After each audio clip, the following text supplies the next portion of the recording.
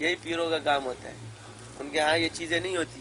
یہ ٹاٹ باٹ یہ چیزیں جو ہے نا ٹھیک ہے موبائل، لیکن فقراء کا اس سے بڑا دور کا تھا. بہت بعد میں آ کے اللہ ان کو دیتا ہے، اور وہ بھی انہوں نے اس لیے اختیار کیا ہوتا ہے کہ لوگ اس کی طرف آئے. صحیح ہے. جن کو خلافتیں مل چکی ہیں وہ شروع کر دے. اس میں دیکھو پیری مریدی کا راز آج بتاؤں، شاید تم لوگوں کو پتہ. پیری مریدی کا راز یہ ہے کہ پیر کی وجہ سے مرید کی اصلاح ہوتی ہے، اور مرید کی وجہ سے پیر کی اصلاح ہوتی ہے. کیا ہے؟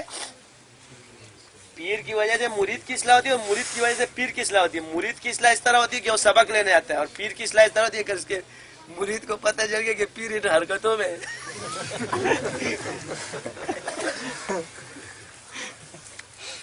تو انسان کے نفس کو اللہ تعالیٰ نے وہ بنایا، تو وہ پھر ذرا محتاط انداز سے قدم رکھتا ہے. صحیح ہے. تو پہلے مرید بنا، پھر وہ جھوٹ بولنے سے گریز کرے گا، ہر چیز سے گریز. اور جب یہ کسی کا پیر نہیں بنے گا نا، یہ پھر سب کچھ کرے گا. سمجھ گئے؟ تو یہ اللہ کا شکر ہے کہ وہ تانا برداشت نہیں کرتا. کہنا نہیں یار، اس لیے کہ پھر اسے یہ کہ مجھ پر اللہ نے ایک ذمہ داری ڈالی ہے. ریا میں نہیں ہے تو نہیں، کیوں آئے گا؟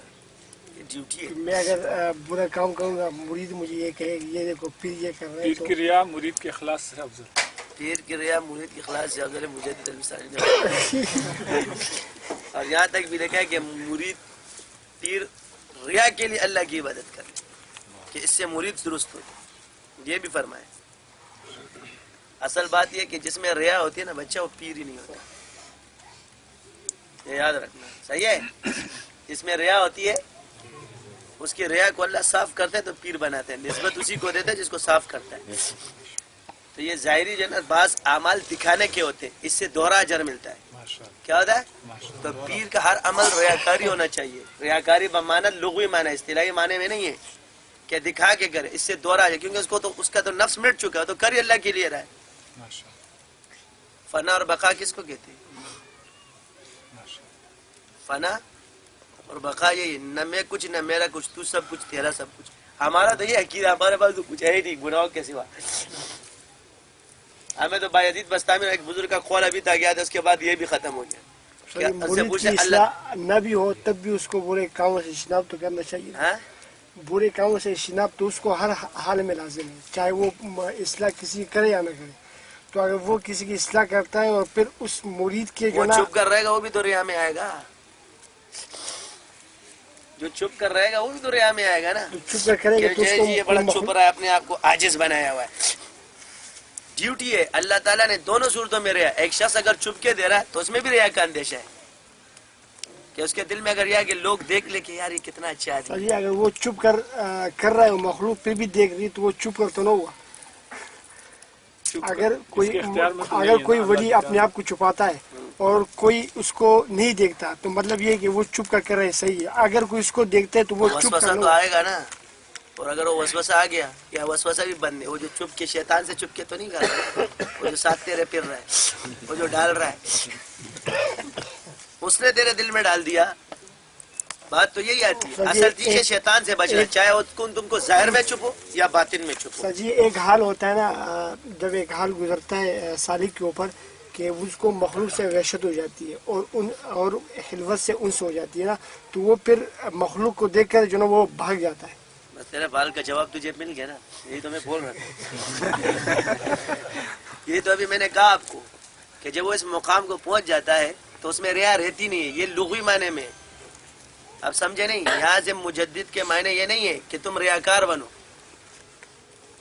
اہل اللہ پر یہ حال غالب ہوتا ہے کہ وہ اپنی نسبت کو چھپانے کے لیے بعض اوقات الٹے کام شروع کر دیتے. سمجھے؟ کہتے یار یہ میں ہوں، تو وہ کبھی جان بوجھ کے ہوگا شریعت کے مطابق، لیکن جان بوجھ کے الٹے کام کرے گا کہ لوگ بدگمان ہو جائے. تو یہاں حضرت نے فرمایا کہ لوگوں کو بدگمان مت کرو، تو ایسے اعمال کرو بھلے تمہارے دل میں ریا کا وسوسہ آ رہا ہے، لیکن اس سے لوگوں کی تو اصلاح ہوگی. اب سمجھے؟ صحیح ہے. ریا ختم ہو جاتی ہے ان کے دل سے. کیا ہو جاتی ہے؟ بلکہ جب ریا کا شائبہ آتا ہے تو ان کے دل پہ زلزلہ طاری ہو جاتا ہے. اب مثال کے طور پہ یہاں اس کرسی پہ نہیں بیٹھ رہے، یہ ان کا حال ہے. کیا ہے؟ تو اب اس حال سے امت کو فائدہ ہوگا کیونکہ اس میں خلوص 100% ہے. اب سمجھے؟ اس میں خلوص کیا ہے؟ اس کا فائدہ ہوگا عوام کو. یہ پانی پیور ہے، اس کو جانے دو، اس میں گدلا پانی نہیں ہے، تو آگے فائدہ ہوگا، اوروں کو بھی پاک کرے گا۔ تو ایسے معاملات کیونکہ بعض اہل اللہ نے اپنے کو اس طرح چھپایا ہے کہ شاید سے شراب کی بوتلیں بھی رکھی، تو ان سے فائدہ اٹھانے والے کم لوگ ہیں، کیا ہے، اور عوام وہ تو خاص لوگ پھر اس سے فائدہ اٹھا سکتے، عوام نہیں اٹھا سکتی۔ جیسے ہمارے حضرت تھے، انہوں نے بڑا چھپایا اپنے آپ کو، حتیٰ کہ مرید بھی بھاگے تو ایسی ایسی حرکتیں کرتے تھے، تم سامنے آتے کر ادھر سنتی دادی، اس کو بزرگ بولتے ہیں، گھر والے بزرگ ہے، یہ کہاں کون سا بزرگ، کس کا بزرگ، دڑس دڑ شروع، تو وہ معذور ہوتے، بیمار ہوتے تھے، تو وہ اپنے آپ کو چھپاتے تھے، پھر جا کر کے کہیں بیٹھ جاتے تھے۔ تو یہ چیزیں بزرگان دین کے اندر ہوتی کہ ان پہ نسبت کا ایسا غلبہ آ جاتا ہے کہ وہ سمجھتے کہ کہیں یہ ریا تو نہیں ہو جائے گا، کیا، تو اپنے مرض کا خوف پیدا ہونا، اعمال کا خوف پیدا ہونا، یہی تو ایمان ہے۔ صحابہ میں یہ قبول ہوگا کہ نہیں ہوگا، یہ مجھ سے کوئی غلطی تو نہیں ہو رہی، تو ایسے عمل میں ان پر ایسا حال غالب ہو جاتا ہے کہ پھر اپنے آپ کو چھپانا شروع کر دیتے، سب کچھ چھوڑ دیتے، کیونکہ مغلوب الحال ہو جاتے کہ کہیں یہ ریا میں تو نہیں آ رہا۔ بعض تو نمازیں پڑھانا نہیں چھوڑ دیتے، نماز بھی نہیں پڑھاتے، سب کچھ چھوڑ دیتے۔ میرے دل میں وسوسے آ گئے، تو مجدد نے فرمایا کہ یہاں پر اس پیر کے لیے کہ جس پر یہ غلبہ ہو کہ میں کہیں ریاکار تو نہیں، تو یہاں انہوں نے کہا کہ ریا کے لیے کرو، کیونکہ اس میں خلوص چھپا ہوا ہے۔ یہ جاری پیر کے لیے نہیں، یہ اصلی پیر کے لیے، اور اگر جعلی پیر بھی بن جائے گا تو کم سے کم امت کو فائدہ ہوگا۔ اس لیے میں تم لوگوں کو کہتا ہوں عقیدے پر زیادہ بیان کیا کرو، جب عقیدے پر آئے گا تو سیٹ پہ بدعقیدہ نہیں آ سکتا، کیونکہ جعلی پیر عقیدے کا بگاڑ پیدا کرتے، پہلے ہی عقیدے کی سیڑھی کو مضبوط کر لو۔ پیر صاحب نے الٹا کام کیا نا، یہ نہیں مانتے ہم، کیا تیری یہ بات ہم نہیں مانتے، ہر وہ بات مانیں گے جو شریعت کی۔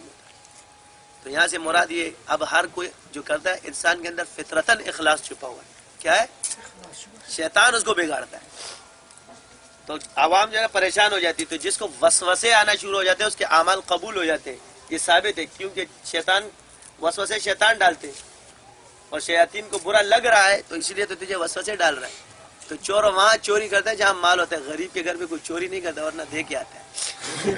حضرت مجدد نے لکھا ہے ہر عبادت شروع میں ریا ہوتی ہے، پھر عادت، پھر عبادت بنتی ہے۔ عبادت خود بخود بن جائے گی، اور اس سے دوسرا کہ علوم ظاہر ہوتے، یہ خود بخود اپنے آپ کو سوچے گا، جب یہ کرسی پہ بیٹھے گا یہ اپنے آپ کچھ نہیں سمجھے گا۔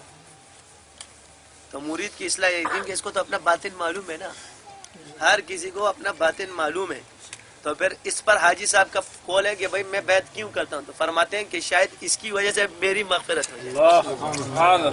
کیا کہ آپ جلدی کیوں کرتے ہیں بیعت ہونے میں، تو فرمایا شاید ہو سکتا ہے کہ اس کی وجہ سے میری مغفرت ہو جائے، اللہ اس کو اللہ والا بنا دے، میری مغفرت کا سبب بنے۔ اور مرزا مظہر جانا رحمۃ اللہ نے فرمایا کہ قیامت کے دن اگر اللہ مجھ سے پوچھے گا تو کیا لائے، تو میں قاضی ثناء اللہ پانی پتی کو اس کی تربیت میں نے کی، تو بس میرا بھی یہی عقیدہ ہے کہ شاید تمہاری وجہ سے اللہ میری سبحانک اللہم و بحمدک، تو یہی تو چپ